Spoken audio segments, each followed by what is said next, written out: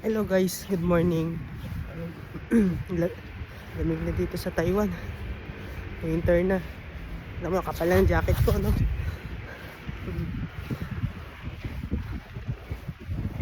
Ganitong ginagawa ko every morning. Dito, pupunta ako sa convenience store para bumili ng breakfast. Ito. Wait lang ha. Tingnan nyo to.